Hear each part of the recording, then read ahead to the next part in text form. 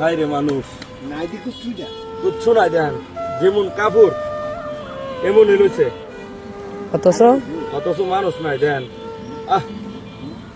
দেখছেন? আল্লাহু আকবার। মানুষের কোনো মূল্য আছে? কোনো মূল্য নাই। বিশ্বাস আছে? মানুষ পয়সা সব শেষ, হাড় গুড় মাথা সব, শুধু লইছে কাপড়ের কাপড় ঠেঙ্গের। দেখেন তো কি সুন্দর কাপড়, এই কাপড় তাই আসছিল না, দেখছেন? আর আমরা মানুষের কোনো মূল্য নাই।